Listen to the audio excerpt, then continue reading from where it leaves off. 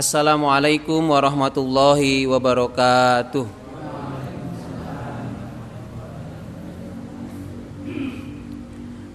Innal hamdalillah nahmaduhu wa nasta'inuhu wa nastaghfiruh wa na'udzu billahi min sururi anfusina wa min sayyiati a'malina. May yahdihillahu fala mudhillalah wa may yudlil fala hadiyalah. Asyhadu an la ilaha illallah wahdahu la syarikalah wa asyhadu anna Muhammadan abduhu wa rasuluh la nabiyya ba'dah.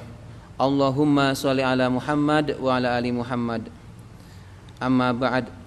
Rabbi shrah li sadri wa yassir li amri wahlul 'uqdatam min lisani yafqahu qawli.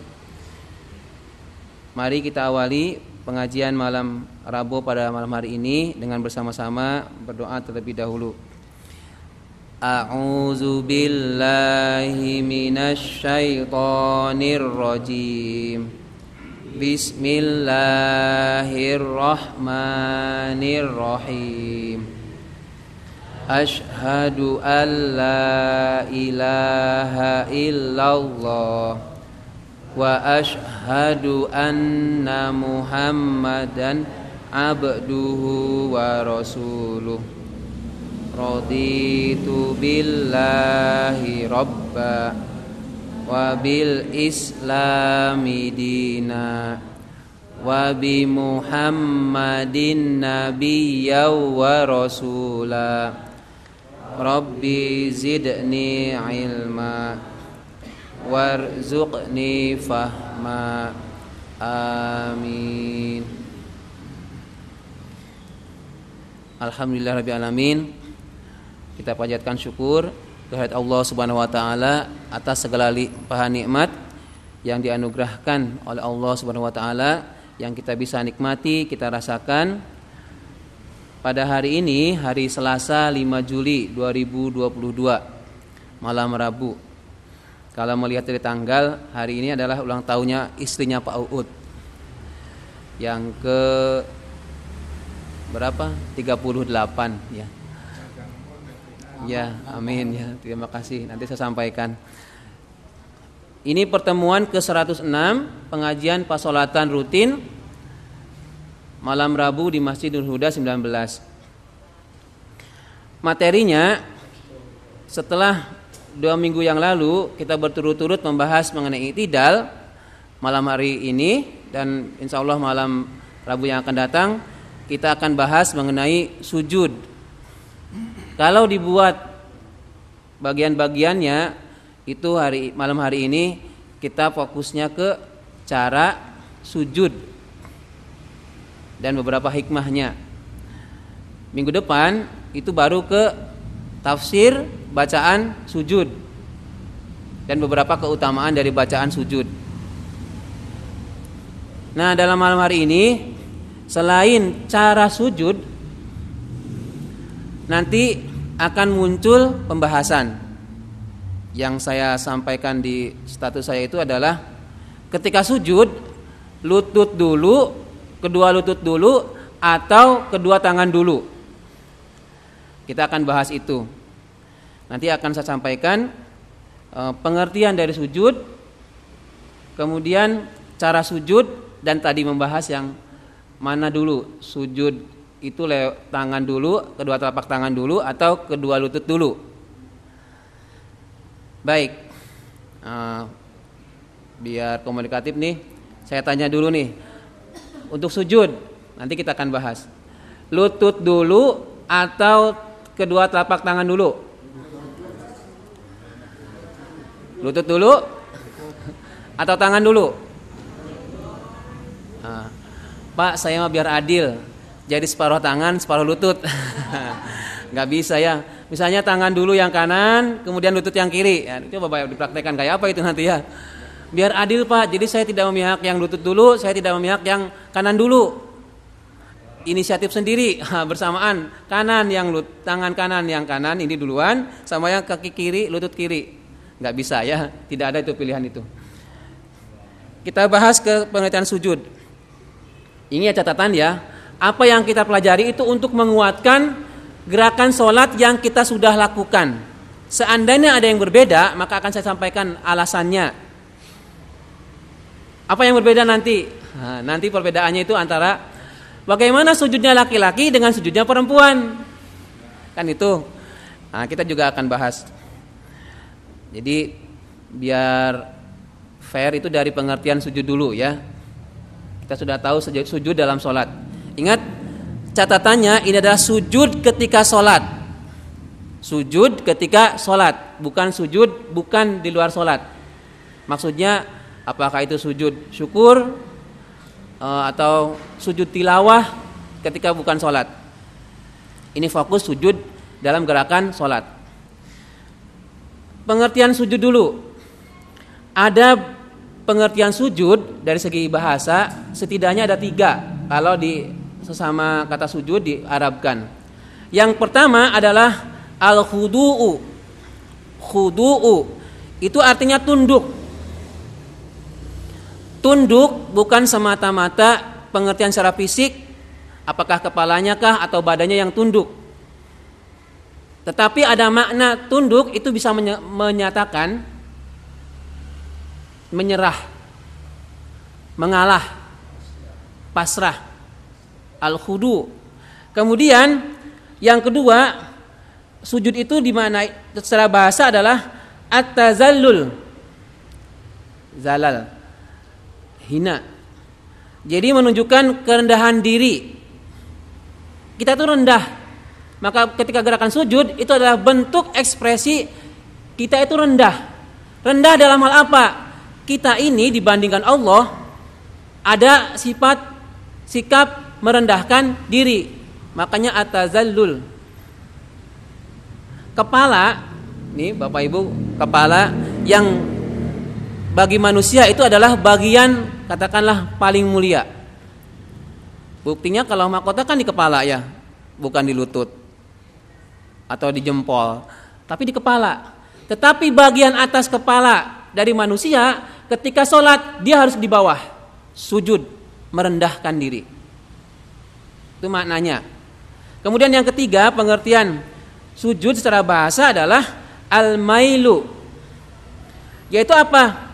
Secara fisik condong ke bagian depan. Ada condong ke depan. Kalau di apa itu namanya? Menunduk kayak condong ke depan. Orang misalnya orang luar ya Jepang, itu kan kalau hormatnya bukan sujud begini tapi akan agak condong begini kan badannya. Begini. Itu pengertian secara bahasa dari kata sujud. Apakah kita perlu tahu perbahasa arti dari sujud? Ini saya sampaikan secara teori supaya apa? Ketika sujud kita paham. Ingat ya, kita belajar gerakan dan bacaan sholat itu untuk meningkatkan atau mendekati kehusuan kita dalam sholat. Khusus sholat itu diantaranya adalah dengan tahu makna dari setiap bacaan dan gerakan yang dilakukan ketika sholat. Bukan sekedar gerakan takbiratul ihram yang angkat tangan, bukan ketika sudah sedekap ikuti aja, tetapi tahu maknanya. Ada makna yang tersurat, ada yang tersirat di balik gerakan-gerakan atau bacaan yang kita lakukan dalam sholat. Nah, sedangkan pengertian sujud secara syar'i, kalau begitu ini kaitannya dengan fikih. Dengan fikih. Apa maksudnya? Sujud itu adalah meletakkan 7 anggota badan. Yaitu anggota sujud ke tanah. Menundukkan, mencondongkan, kemudian merendahkan 7 anggota sujud. Ada yang sudah tahu apa saja 7 anggota sujudnya? Coba kira-kira apa yang 7 itu? 7 bukan CR7 loh Nip ya, bukan 7 nomornya Ronaldo ya. 7 anggota sujud. Coba, apa saja? Batuk, alias ad-dahi, al-jidat. 1. 2 telapak tangan, 3. Kedua lutut, 5. 2 lagi. Kaki itu banyak loh, dari mulai sini ke sini juga kaki. Lutut juga bagian kaki. Hidung, Kalau hidung berarti ada 36. Ayo satu lagi apa? Jempol? Jari-jari apa? Jari-jari jempol aja, yang jari-jari manisnya nggak diajak? Oke. Gak apa-apa, jempol kaki, jempol tangan. Lah jari yang manisnya, jari telunjuk, jari tengah, jari kelingking, jari ininya, jari manis diajak nggak? Nah, kita jawab dengan berdasarkan dari hadis. 7 anggota sujud itu, yaitu ini riwayat Ibnu Abbas. Rasulullah SAW bersabda begini, umirtu an asjuda ala sab'ati a'zum. Aku diperintahkan, aku itu si Ibnu Abbas, diperintahkan oleh siapa? Oleh Nabi Muhammad SAW. An asjuda, supaya sujud ala sab'ati a'zum, atas 7 anggota atau 7 bagian. Apa itu? Alal jabhah, yaitu jidat. Tetapi ada keterangan berikutnya, wa asyarus biyadihi ilal anfi. Kemudian Rasulullah SAW itu memberikan isyarat dengan tangannya ila anfi, ke hidung. Jadi Rasulullah SAW itu ala jabhah, tapi juga menunjuk ke hidung. Kemudian wa yadaini, 2 tangan, 2 telapak tangan. Wa rukbataini, kemudian lutut. Karena rukbataini 2 menunjukkan isnain, saniyah ya, tasniyah. 2 lutut. Wa atrafil qadamaini, dan atraf, ujung-ujung dari qadamain, jari jemari, jari-jari terutama kaki. Kalau yadaini kan ini, kalau qadamain kaki, bukan rijlain tapi dari jari-jari kaki. Jadi tegasnya 7 anggota sujud itu, yang pertama adalah dahi termasuk hidung. Dahi termasuk hidung, bukan wajah. Kenapa kalau wajah? Bukan wajah, nanti pipi juga bagian wajah. Apa ketika sujud pipinya nempel begini? Tidak bisa. Ad-dahi ya, al-jidat al-batok tadi ya. Ini dahi dan hidung itu satu paket. Satu ini, dahi dan jidat atau dahi dengan hidung satu. Kemudian yadain, 2 telapak tangan. Telapak tangan tuh yang ini, bukan yang bagian belakang, tapi yang bagian ini dalam. Ini bagian luar kan? 2 telapak tangan, sehingga sudah ada 3. Kemudian berikutnya 2 lutut. 2 lutut ini yang keempat dan kelima. Kemudian yang terakhir, yang keenam, ketujuh, yaitu 2 ujung jari dari kaki. Yaitu mulai jempol semuanya itu ditekuk. Ya, nanti kok ditekuk, nanti ada penjelasannya. Kenapa harus diberdirikan? Itu yang dimaksudkan sujud itu berarti apa? 7 anggota sujud itu harus dilakukan. Nanti akan ada bermasalah. Bagaimana kalau hidungnya tidak ditempelkan? Tidak nempel gitu. Jadi cuma hanya dahinya saja. Nah, itu sudah memenuhi syarat minimal. Jadi bisa jadi sujud itu tanpa menempelkan hidung, bisa jadi nanti dipraktekkan. Bagaimana kalau sujud tanpa menempelkan hidung? Bisa itu ya. Jadi dahinya aja yang nyentuh ke tanah, tangannya menyentuh, kedua telapak tangan menyentuh, kedua lutut juga menyentuh, jari-jari kaki juga menyentuh, tapi hidung tidak ditempelkan. Nah, kalau menurut Imam Al-Ghazali dalam kitab Ihya Ulumuddin disebutkan apa? Kurang sempurna, tetapi tidak membatalkan sholat dan tidak perlu adanya sujud sahwi. Seandainya ada seorang sujud kok hidung yang tidak ditempelkan, itu tetap sah, tapi kurang sempurna. Jadi bagaimana kalau begitu? Kalau begitu ketika sujud pastikan dahi dan hidungnya adalah nempel ke lantai. Yang paling utama adalah nempel langsung ke tanah. Itu utama. Tapi masalah kalau sekarang ke tanah belum tentu terjamin kesucian dari tanah atau tempat sujud kita. Loh, kenapa memang begitu? Karena pada waktu Nabi Muhammad SAW itu belum ada keramik di masjidnya itu, langsung ke pasir. Makanya ada kisah sampai ada bekas sujudnya Nabi itu ketahuan dari bekas pasir-pasir yang nempel.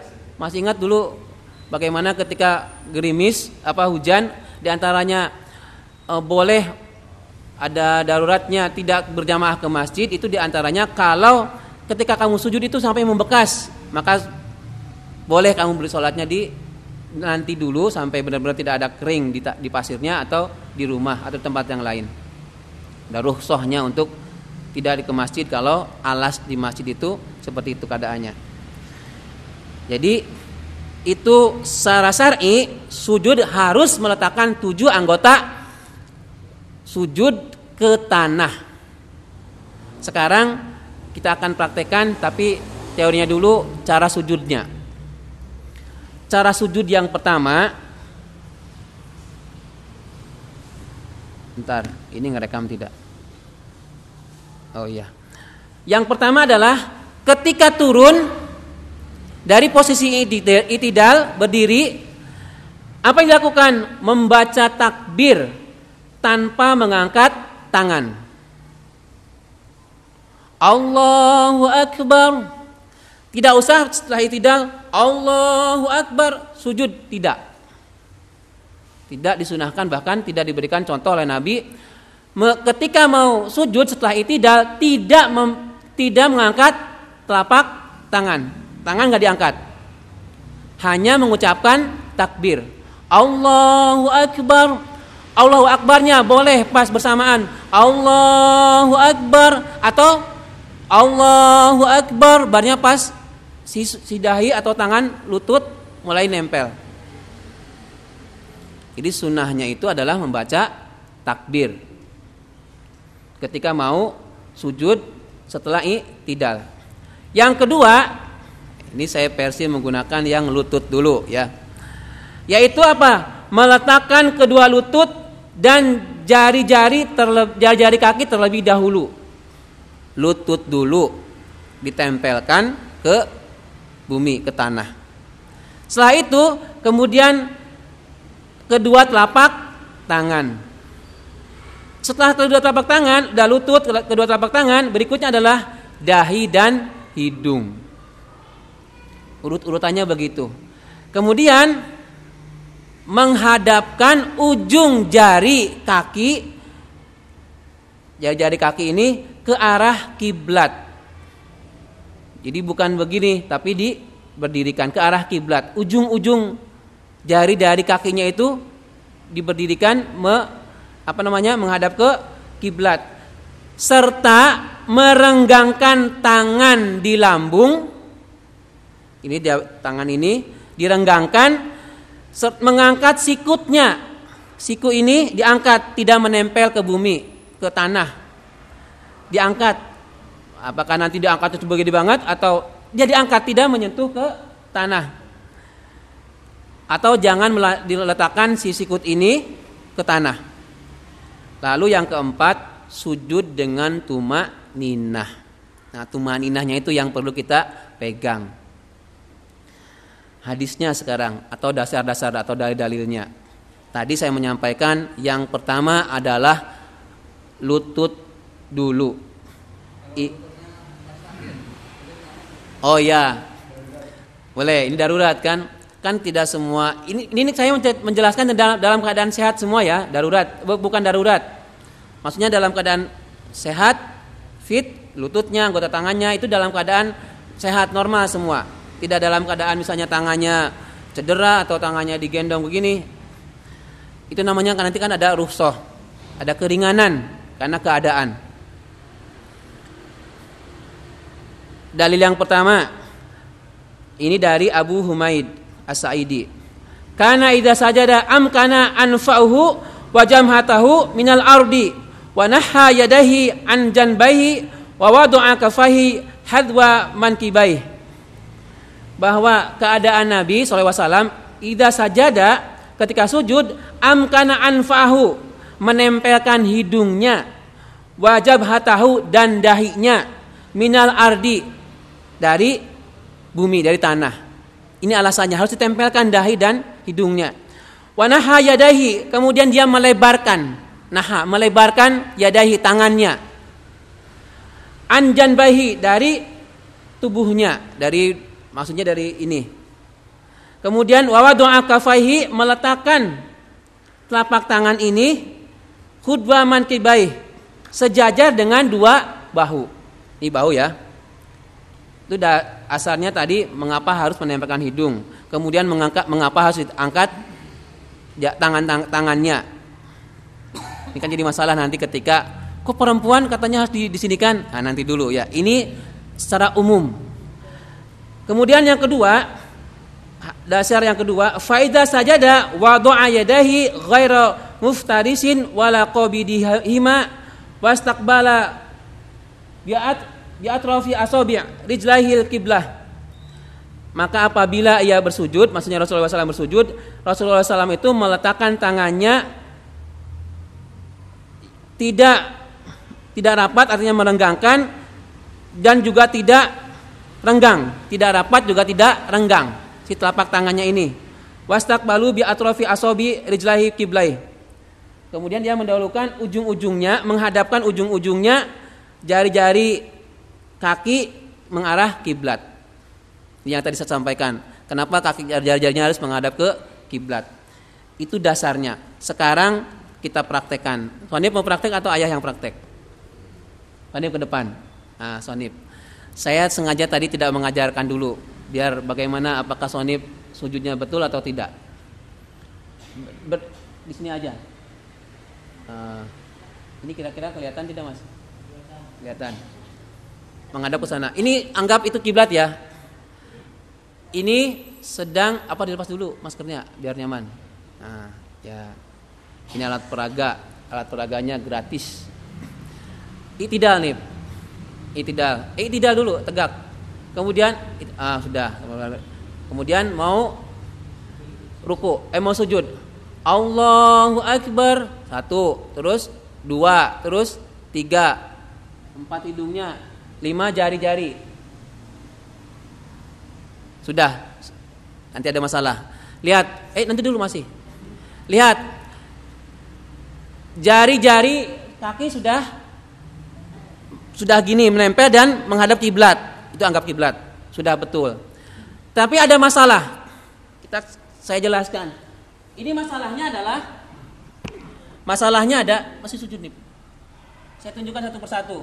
Ini apakah direnggangkan ataukah dilepatkan? Saya sampaikan dua-duanya betul. Jadi ini renggang gini, tidak antara tumit dengan tumit renggang, silahkan. Atau tumit dengan tumit rapat. Ya, boleh. Ini boleh. Kemudian jari-jarinya. Tar dulu nih. Jari-jarinya yang ini, jari tangan ini dan ini direnggangkan tapi tidak dirapatkan. Jadi tidak langsung begini, tidak direnggang banget dan tidak rapat banget. Jempol dari jari-jarinya enggak terlalu renggang. Agak dirapatin sedikit. Kemudian sikut ini tidak ke sini, tidak nempel ke sini, tidak nempel ke sini atau ini. Ini adegan salah. Kamu lagi nyanyi kok. Diam dulu ya. Nah, tangannya ini diangkat. Tapi perhatikan kalau pas berjamaah, jangan sampai ini mengganggu dari kenyamanan teman sampingnya. Maka apa? Begini.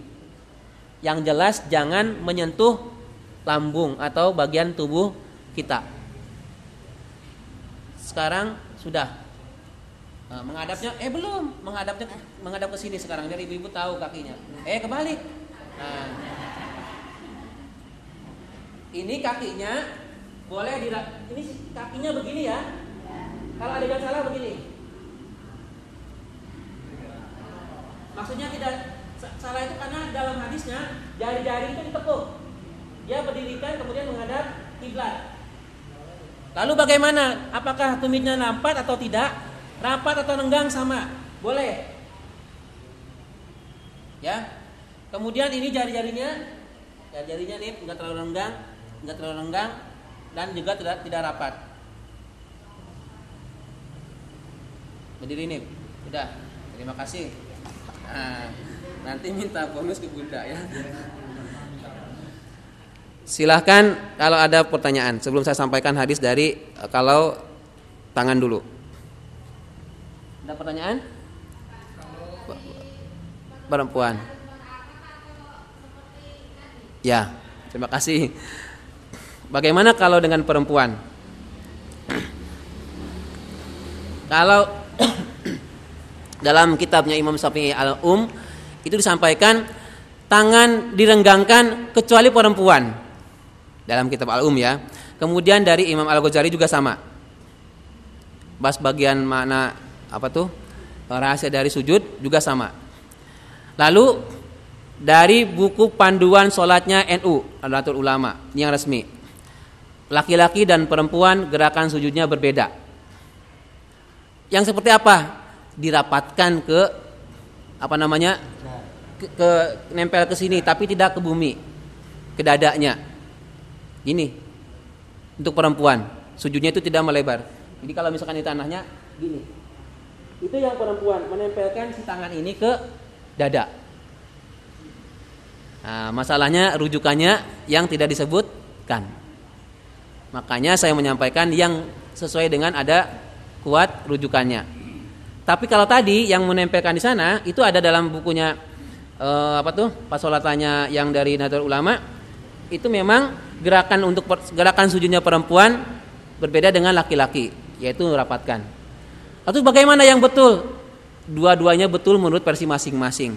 Kalau saya yang menyampaikan, saya sampaikan adalah yang laki-laki dan perempuan untuk sujud sama. Saya ya, Bapak Ibu hadirin boleh pendapat atau tidak. Tadi saya sampaikan, saya alasannya begitu tadi direnggangkan.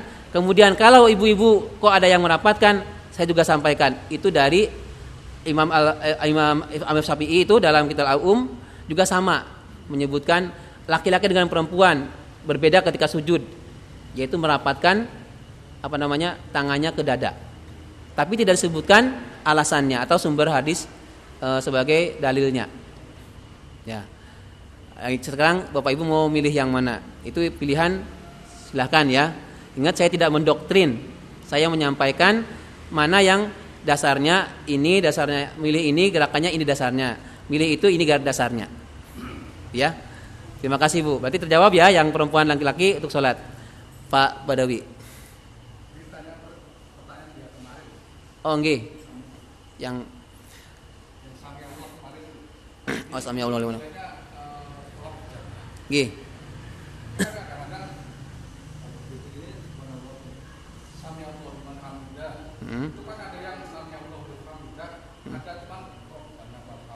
Nggih. Oh iya. Nggih, terima kasih. Saya sampaikan lagi ini materi yang kemarin ya, 2 minggu kemarin. Ketika ruku mau itidalnya itu yang mana? Jadi ada 2 pertanyaan, ada 2 pilihan. Yang pertama itu ini pas ruku kan, kemudian mau itidal. Sami Allahu liman hamidah, Rabbana walakal hamd. 1. Yang kedua, ada yang langsung Sami Allahu liman hamidah, Rabbana walakal hamd. Nah, itu ya katakan itu yang makmumnya itu. Oh. Itu ikut Sami Allahu liman hamidah. Apa cukup Rabbana walakal hamd? Nggih. Makmumnya. Posisi yang tadi yang dipraktekkan adalah untuk imam atau sendiri. Untuk ketika menjadi imam atau ketika sholat munfarid sendiri. Bagaimana kalau menjadi makmum? Kemarin saya sampaikan fakulu ketika si imam itu membaca Sami Allahu liman hamidah, fakulu maka ucapan oleh kalian Rabbana lakal hamdu, Rabbana walakal hamdu, Allahumma Rabbana lakal hamdu, atau Allahumma Rabbana walakal hamdu. Si makmum itu tidak usah membaca Sami Allahu liman hamidah, cukup Rabbana walakal hamd. Dan ingat kemarin, jangan sampai mempengaruhi bacaan imam. Nggih. Ya.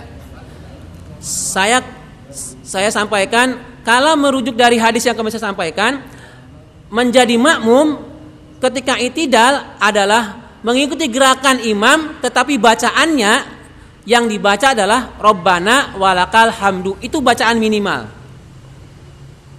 Jadi tidak membaca ikut-ikutan Sami Allahu liman hamidah meskipun lirih, tidak untuk makmum. Yang makmum itu cukup membaca Rabbana walakal hamdu. Lalu bagaimana kok ada orang yang membaca itu? Karena barangkali dia mengikuti, jadi urutannya sholat Nabi Muhammad itu membaca Sami Allahu liman hamidah kemudian Rabbana walakal hamd. Dia tidak membaca hadis. Bagaimana kalau dia sebagai posisi makmum? Jadi satu hadis diambil, kan kalau Nabi menjelaskan utuh, seret, pada suatu pakabaro, Nabi mengangkat bertakbir kemudian mengangkat tangan terus sampai selesai.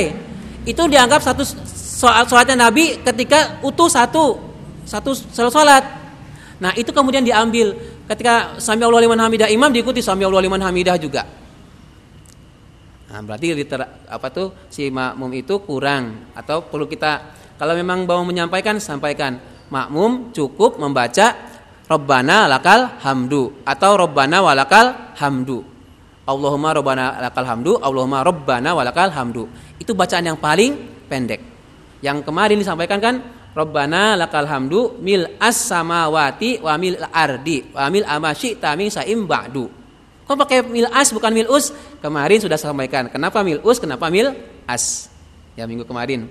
Ada rekamannya di YouTube Masjid Nurul 19. Kalau Bapak Ibu kepo ya pengen penasaran, dilihat di situ ada urut-urutannya alasannya. Masjid Nurul 19 ya akunnya di YouTube. Dicoba di situ sudah ada dua video pasolatan dan 2 video Pak Fatur Rahman yang tafsir. Jadi seandainya Ibu Bapak tidak bisa menghadiri di satu malam Selasa atau malam Rabu, itu bisa melihat rekamannya. Insya Allah itu rekamannya utuh ternyata. Tidak diedit, ada yang salah itu enggak, full. Jadi kalau saya begini tuh nanti full itu ya. Hanya di akhir sama di awalnya aja yang dikurangi sedikit ya. Silakan dilihat. Begitu ya Pak Badawi. Nurul Huda 19 Glondong. Nurul Huda 19 Glondong. Itu ya. Di YouTube nanti Nurul Huda 19 Glondong. Itu sudah ada beberapa video ya, termasuk bacaannya murotal warga ini anak Risma ya, Glondong. Baik. Itu sekarang bagaimana, apakah hadisnya yang terkait dengan sujud tetapi lutut tangan dulu. Kan di sini mungkin ada yang tangan dulu. Gak apa-apa ya, tangan dulu gak apa-apa. Sekarang saya sampaikan alasannya. Ini Wa'il ya. Kalau yang tadi Wa'il itu yang lutut dulu, sekarang yang tangan dulu. Idza sajada ahadukum fala yabruku kama yabrukul ba'ir wal yadu' yadahi qabla rukbatain.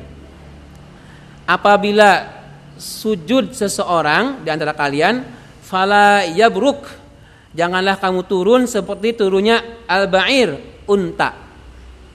Wa yadu' yadahi, maka letakkanlah tangan. Yadahi tangan dulu qabla rukbataini, sebelum lutut. Ini alasannya. Jadi ada hadis kok tangan dulu, ini adalah dasarnya. Disuruh apa dalam hadis ini? Tangan dulu sebelum lutut. Saya praktekkan menghadap ke sana ya. Dari Sami Allahu liman hamidah, kemudian tidak jadi kan Allahu Akbar, tangan, lutut, wajah, dahi, hidung, kaki. Ini ya. Ini bagaimana? Tangan dulu. Jadi ketika sujud, tangan dulu ataupun kaki lutut dulu sama-sama ada dasarnya, sama-sama benar. Itu Bapak Ibu bisa membuktikan kebenaran itu apabila dalam keadaan tertentu atau tidak normal. Maksudnya tidak normal itu ada penyakit atau ada sesuatu di dalam kaki atau lutut kita. Buktinya apa? Nanti Bapak Ibu bisa membuktikan. Suatu saat bisa jadi karena lutut sakit atau kaki ini sakit, maka apa? Yang didahulukan tangan. Orang-orang yang sepuh barangkali itu akan menggunakan tangan dulu. Karena belum kuat kalau menggunakan penopangnya adalah lutut. Bagi yang sehat, lutut dulu sebelum tangan itu ya. Jadi Nabi juga kalau begitu bagaimana? Sudah antisipasinya untuk gerakan sholat itu lutut dulu, tangan dulu, itu ternyata akan terasa ketika dalam keadaan tertentu. Itu ya. Saya ulangi lagi. Ketika sujud, kaki dulu, kedua lutut dulu boleh, kedua tangan dulu boleh. Tetapi yang tidak boleh adalah separoh-separoh. Tangan dulu yang kanan, lutut yang kiri. Bagaimana perlu dipraktekkan tidak itu? Bagaimana coba begini. Ini adegan salah. Jangan bikin so ilmiah atau so visual namanya itu inovasi ya. Untuk gerakan sholat versi baru. Ini misalkan sholat Nusantara ini ya. Ini yang ketok kayak ini. Bagaimana? Allahu Akbar. Nah, ini dulu, ini baru ini. Tetapi bisa jadi kalau dalam keadaan tertentu seorang itu bisa melakukan itu. Ingat, gerakan tadi itu bisa jadi dilakukan kalau orang itu dalam keadaan sakit, tidak dalam keadaan sehat normal. Bisa jadi. Jadi ada yang rukunya itu bukan gaya-gayaan, tapi memang faktor kesehatan. Sujudnya maksud saya. Allahu Akbar. Dengan misalnya bisa jadi. Nah, ada catatan dalam fikihnya Imam Syafi'i. Kalau memang dia melakukan gerakan yang tidak sewajarnya yang tadi disampaikan, maksudnya dia bisa jadi separuh itu karena memang keadaannya itu boleh. Tetapi kalau dibuat-buat, disengajakan, maka itu sholatnya tidak sah, batal, harus diulangi. Kecuali dalam keadaan ada rusuh ya, mungkin lutut yang kanan nggak kuat, atau tangan ada dari dua telapak tangan ini salah satunya misalnya kena pisau sehingga harus diperban, nggak kuat, jadi harusnya telapak tangan malah bagian punggung tangan karena dalam keadaan tidak normal. Tidak normal maksudnya itu dalam keadaan sakit. Ya. Ini penting Bapak Ibu pahami.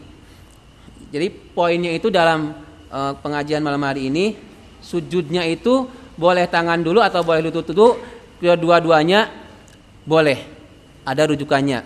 Untuk laki-laki atau perempuan apakah berbeda atau sama? Saya berpendapat sama. Tetapi walaupun ada yang berbeda pendapat, tadi saya sampaikan. Menurut Imam Syafi'i itu juga disebutkan ketika bab sholat, urutan sholat itu merenggangkan kaki siku kecuali untuk perempuan. Nah, kemudian dibahas di berikutnya, perempuan itu rapat di dada. Tapi tidak disebutkan dasar atau alasan dari hadisnya. Atau saya yang mungkin belum menemukan.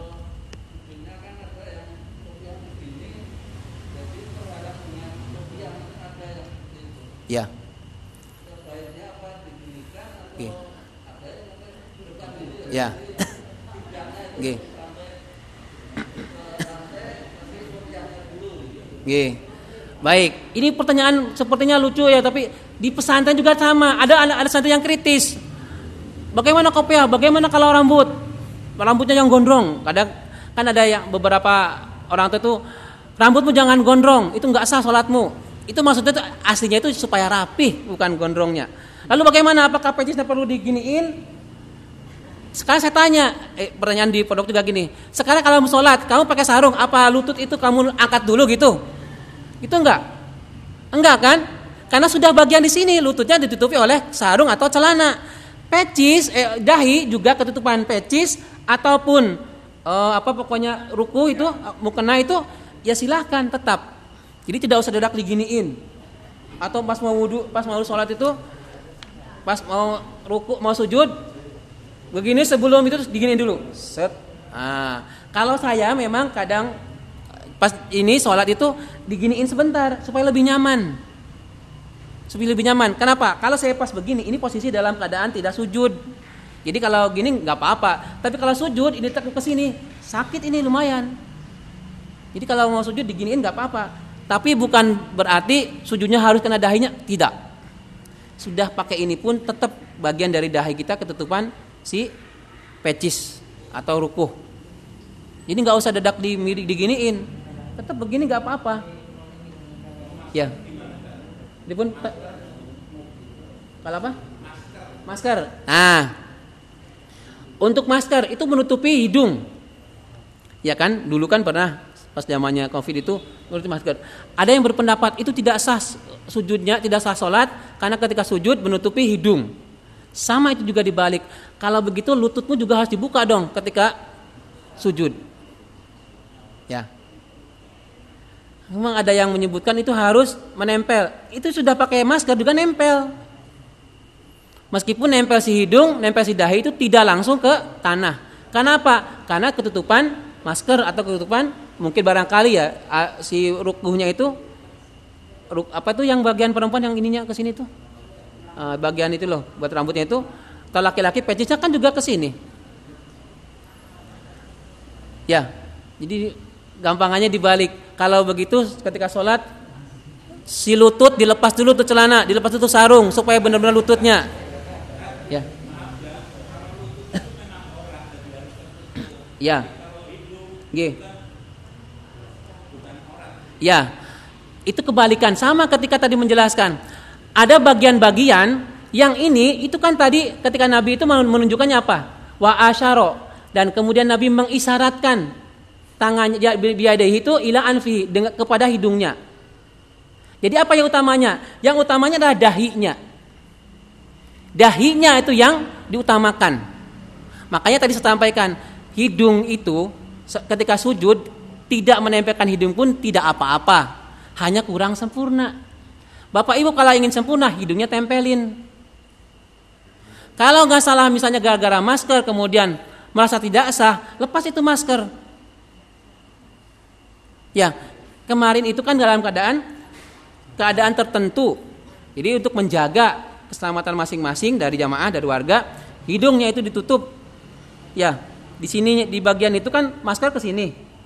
Ada juga mungkin ada yang lebih rapat lagi, ada 2 lapis dan berapa lapis itu. Jadi tidak jadi utamanya yang rukun 7 anggota sujud itu ketika menunjukkan hidung itu tidak menyebutkan langsung tapi menggunakan isyarat. Wa asyara biyadihi ilal anfih. Kemudian wa asyara itu maksudnya memberi isyarat. Siapa yang memberi isyarat? Nabi. Biyadihi dengan tangannya, dengan telunjuknya ila anfih kepada si hidung. Jadi mulutnya itu ala jabhah, jidat, tetapi juga ke sini. Nah, 7 anggota sujud itu kalau ada yang menyebut hanya dahi itu sudah betul. Dahi, kemudian 2 telapak tangan, kemudian 2 lutut, kemudian ujung kaki, itu sudah 7 anggota sujud. Itu menurut saya dan dari berdasarkan yang saya pelajari. Kalau mau mempermasalahkan ke masker, itu akan imbasnya kan harus nanti menyalahkan ada dari lembaga yang resmi. Dari MUI kah, apakah dari kebijakan Lajnah di Arab misalnya mengenai memakai masker ketika sholat darurat. Sama kalau begitu telapak tangan pun, telapak tangan ini pakai sarung tangan. Pakai sarung tangan. Kan dalam keadaan dingin misalnya, ya silahkan tetap bisa dipakai. Maksudnya pakai sarung tangan. Kalau gitu nggak sah dong telapak tangannya karena ada sarung tangan. Sama itu kasusnya seperti ini juga bukan aurat telapak tangan ini. Sholat pakai sarung tangan berarti nggak boleh. Sholat pakai kaos kaki juga nggak boleh kalau begitu. Seandainya mau gara-gara hidung itu bagian-bagian dari aurat. Sholatnya Nabi itu pakai kaos kaki, iya. Pakai sepatu, iya. Dalam perjalanan Nabi Muhammad itu wudu mengusap sepatunya, tidak dilepas. Kemudian dipakai sholat. Sama kalau begitu ketika sujud hidungnya menggunakan masker. Jadi tetap sah untuk sholatnya. Itu ilustrasinya. Kalau tadi saya sampaikan, kenapa kau hidung mempersoalkan dahi itu? Kalau gitu juga lututmu juga sekalian dibuka supaya benar-benar lututmu yang nempel. Kan nggak bisa begitu.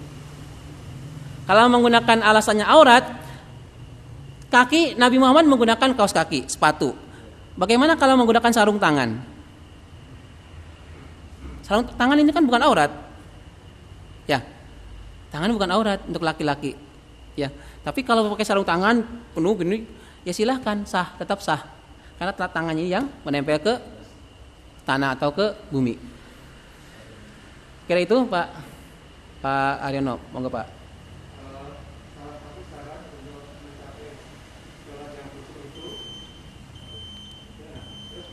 Gih, nanti buat besok berarti. Jadi pun.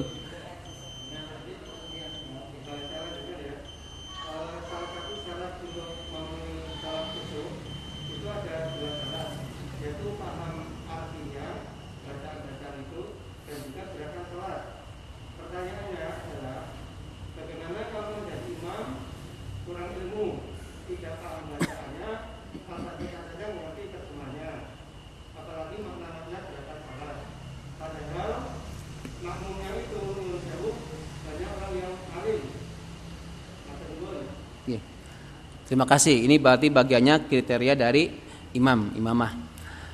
Nanti insya Allah dulu juga pernah saya sampaikan ini. Bagaimana kalau harus memenuhi seperti itu? Kalau begitu harus ada tes. Semua jamaah itu tes. Kamu Al-Fatihah bagaimana? Siapa yang mau ngetes?